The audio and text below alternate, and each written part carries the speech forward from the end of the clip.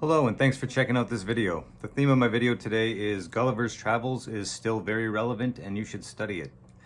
Gulliver's Travels is a satire written by Johnathan Swift in the 1700s, and it is part of the it is included in the English canon, and it's a work of satire that I think is still very politically relevant and for multiple themes in it. But the main theme or the main reason I think this book is still relevant is the idea of alienation and government. That's what the satire overall is about. It's also a satire about human nature and more specifically ways different types of societies have been laid out and what their flaws are.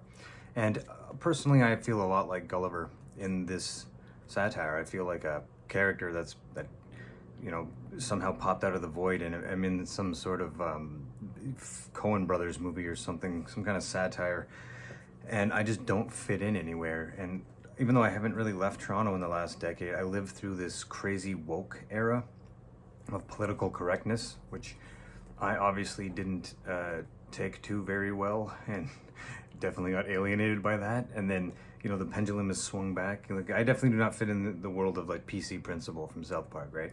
But now the pendulum is swinging back. I'm seeing this Christian nationalists everywhere, and half my peers have religious psychosis and all this other stuff going on. I don't fit in this right-wing bubble at all either. It's like I feel like wherever I go, I'm either too big or too small, and there's just no normal-sized people anywhere anymore.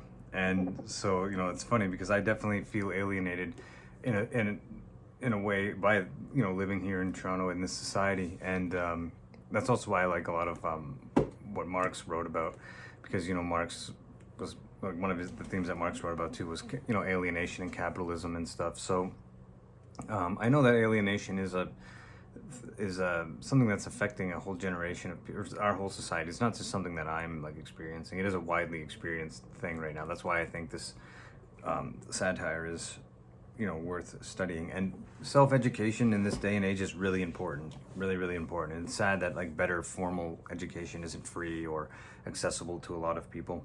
And the fact that our universities, like I'm a big supporter of like university education. I have an honors English degree in English Lit, and then I went to school for journalism, grad school for journalism. That I also, prior to that, had done 2 years at Humber College, getting a diploma in comedy writing and performance. So both at Humber and at Carleton University, I had to study satire, and this text came up twice, and it's really good. And the thing about self-education is there's a lot of things that you can't really self-educate on well without guidance and without actually having a guide. Like a lot of the more complicated stuff, obviously the STEM fields, but also like a lot of political science and stuff, you really do need a guide. But literature is something that is still accessible because there's so much good stuff on YouTube and on the internet for free now that you don't have to pay a ton of money like I did and get debt and all this stuff for this knowledge, which really does build your mind. I know a lot of people that just don't see the practical value in studying literature, and that's really unfortunate. But if you do really want to like evolve as a person and just make yourself more well-rounded, even so you're more interesting. If you're a guy, you want to be more appealing on dates with girls and stuff, just like have more to say and understand more and study literature, because then you'll know more about the human condition and our society and our history. It's extremely practical. I noticed that a lot of right-wing guys, they talk a lot about the English canon and English or Western culture and how it's eroding and how people don't study literature anymore. So, but I never hear them talk about satire, and there's a lot of good historical satire that's really relevant, like Don Quixote, or a lot of what Voltaire wrote, like Candide, Johnathan Swift, a lot of good stuff. The right-wing guys will go on about the basics, which are of course very important, like the Odyssey and the Prince of Machiavelli, what else generically, Plato, stuff like that. But the point is, I never hear them talk about satire, and I think that's because satire generally goes over the head of most right-wing people. So that just like a lot of self-referential art, a lot of the time, or it doesn't go over their head. They just don't like what it has to say, because they're usually satire is usually criticizing like conservative attitudes and people and fascism and Nazis and all kinds of bad stuff. So I used to have a boxing coach who turned out to be, in my opinion, just a bit of a sociopath and a narcissist, and more or less a Nazi. So like not officially, but just he was just a very authoritarian kind of fascistic guy.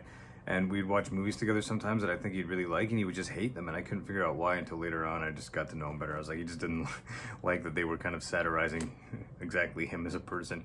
Another good satire I saw recently in the theater. Cinema is really important to me too, as well as literature. I've really studied a lot of film studies when I was in university, but you should really go and see this movie that's out right now called One Battle After Another, Leonardo DiCaprio, by Paul Thomas Anderson. You know, a lot of guys, it's a cliche that a lot of like film guys like me are all hyping this movie, but it's not going to make a profit, by the way, which is a sad sign of how the industry works these days. And then they won't make movies like this much anymore. And this is a movie that you should see because it's hilarious. Anyway, the villain in that movie reminds me a lot of my ex-boxing coach.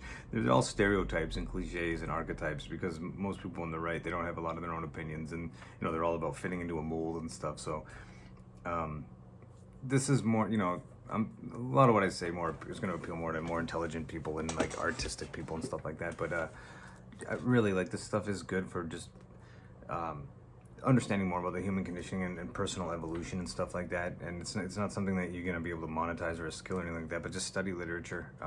Going forward, I'm just going to talk about different books that I think are important. But anyway, the themes in this are important, like alienation, forms of government. Or you know, also there's themes of like societies that are too rational. They miss out on a lot of the actual point of life and love and romance and stuff. I think this applies to like Asian societies like Japan, but also us too. Like, people now are so focused on trying to get financially stable in an economy where the majority of people really can't before they begin in relationships and everything. And the consequence, unfortunately, is that like a lot of people just don't have any like romance or relationships or sex anymore because the economy is so fucked up, and those two things are actually like quite related. So that's unfortunate. What else did I want to mention? Oh, there's a lot of themes too that I think are really relevant about like the society versus the individual in Gulliver's Travels, which is something that I'm always like wrestling with and caught in the middle of too. You know, I talk about how I have a lot of respect for Kerala in India, for example, or socialist countries, but everything is always a trade-off, right? And there's something in me as like a very westernized, like white European guy that like hyper individualistic mindset, and maybe I've just adapted to that as a society. But it like having a lot of privacy and individual freedoms and stuff and ability to express myself, all obviously very important.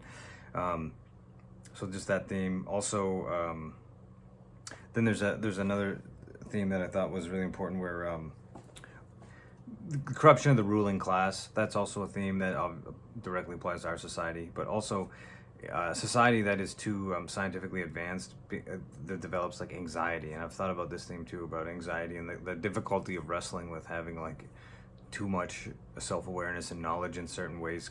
Does have, like, more intelligent people have to deal with the existential anxiety because they're aware of a lot more things that are very problematic to the human psyche that lower intelligence people are just not aware of, so they don't have to wrestle with that. So that's another theme I liked. And of course, themes of economic revolution and colonialism are in the satire as well. So these are all things that I think are still very relevant to like what we're living through right now in modern times politically here in the West. And it's also a funny play. Sorry, not a play, it's satire. It's also just a funny book, and it's not that difficult to read. It's part of the English canon that's going to be taught in universities for as long as they have English programs, hopefully for a reason. And that's all I can think of to say right now. But if you're someone that doesn't want to spend money, but you still want to get a good like self-education, I'm just giving you guys suggestions of where to start as an educated person and someone who's like really knowledgeable with literature. And this is something that a lot of people overlook, but you should definitely kind of prioritize on your list, in my opinion. So love to hear feedback if anyone has anything, as always. And if not, I'll see you guys in the next video. Thanks.